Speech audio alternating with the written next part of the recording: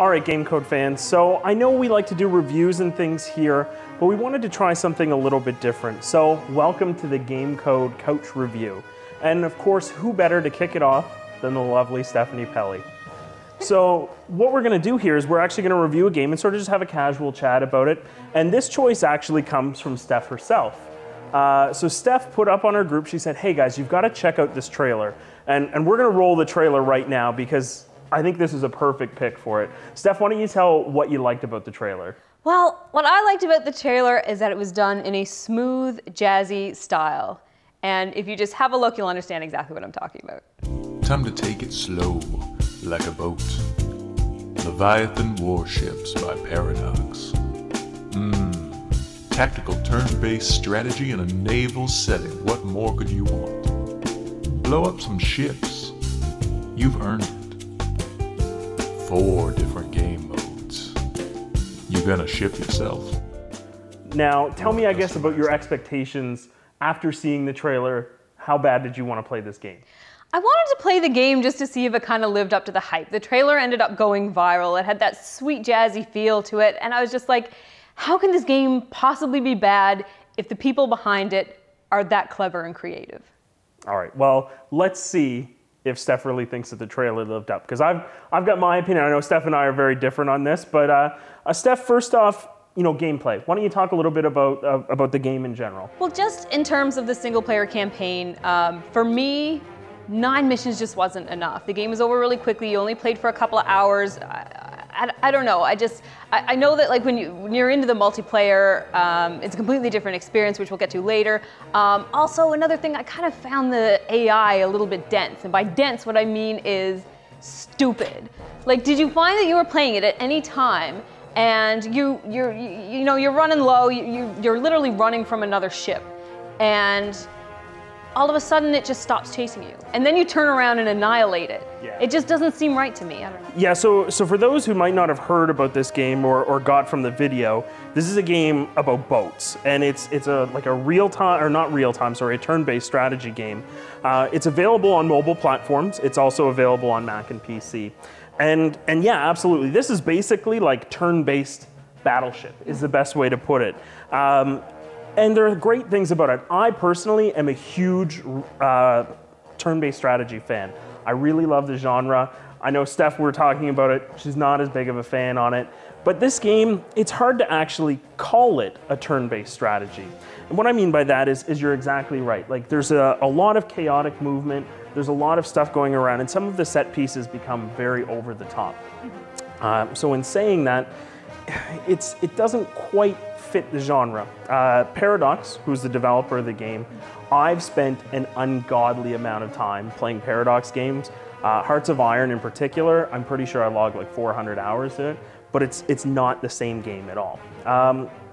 What about your opinion of like the graphics and things like that?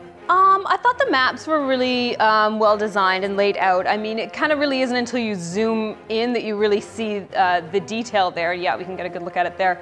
But when you're looking at it from the high overhead level, I mean, it really doesn't like look graphically pleasing to me. I don't know, but in terms of like what they were trying to do with this game, which is make it kind of friendly for mobile and tablet, I mean, this is definitely the way they needed to go with this. Yeah, I thought the maps were pretty good.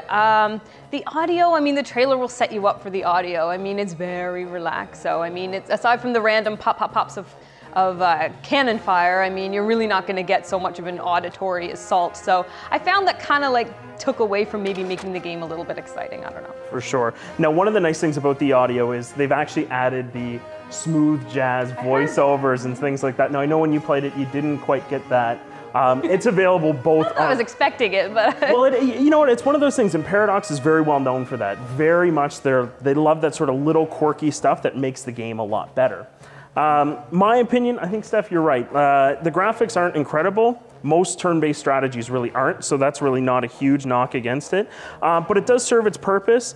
On mobile, which I played more of rather than the PC, the controls are a little frustrating. As you see, when you click on a ship, it's not exactly the most precise thing, and there's a lot of like zooming in, zooming out. So that kind of takes away from it a little bit.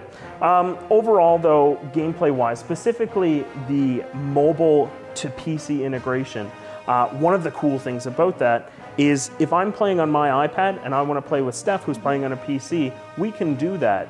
And the other thing about that is it's all asynchronous as well. So if I log in 8 o'clock on my way to work, I throw a few commands in the iPad, Steph maybe doesn't get a chance to check it out till lunchtime. She can go in and input her commands. Once everything's done, it shows me the next time I log in. Very cool way to do it, and I think that's actually one of the strongest points about this game. It's a great way to have a mobile game integrate with a PC, right?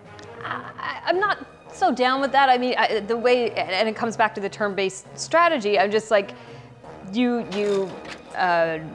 make your modifications, you hit commit, and it just plays out so slowly. And nothing's happening in a hurry. And I mean, the mobile functionality of that and like being able to pass the game from one player to another is great. But I mean, in terms of like getting through a game and like achieving things, it just makes it long and tedious as far as I'm concerned. So overall review, what do you think, Steph, if you were to give sort of like a conclusive statement about this game? I think this is a game that is very well designed for multiplayer. I'm at the point where I question why they would have included a single player campaign portion of it at all, because I don't think that's where the value is in the game. I'm personally not a big fan of RTS games. I've never been a fan of RTS games. I am not a fan of this game. Do I see value in it for people who are fans of RTS games? Absolutely. But me personally, I'd probably give it 1 star and maybe a half for the jazzy trailer. Ouch. 1.5 stars. That cuts deep. Sorry. You know what? I've got to say, this is actually a great game for people that aren't fans of turn-based strategies. It's a great entry game. There's not a lot of complex stuff to it. The shipbuilding stuff is really cool, so you can actually get into that and get into sort of the nuts and bolts of it. You know what? I'd say a great sort of thing for anyone that's not a fan or anyone that's looking for a great mobile game. Definitely 3.5 stars. I think anyone should check it out. It's $5 on mobile. It's $10 on PC. Don't get the difference there, but lo and behold. All right, so that's going to do it for our first couch review. Steph, thanks very much for coming out and sharing your thoughts on this game. I know the trailer sort of built you up a little high and then it might have disappointed a little. I mean, you look at something like Dead Island, the trailer brings a lot of hype and then the game just doesn't deliver, as far as I'm concerned. Thank you very much, guys. We'll see you next time. And that'll do it for us this week. Special thanks to Melanie and the HB Studio staff, Blake Seymour for his input on Mobinomics, and of course to Adam Perry in the Last Game Store. We'll see you next time. You good? Who's running this? I'm ready to go. You running this? Yeah. All right. When I lived with the guys, whenever we were just saying to play, you know how to make you laugh. I wish we had the camera the other way. There you go. There you go. Uh-oh.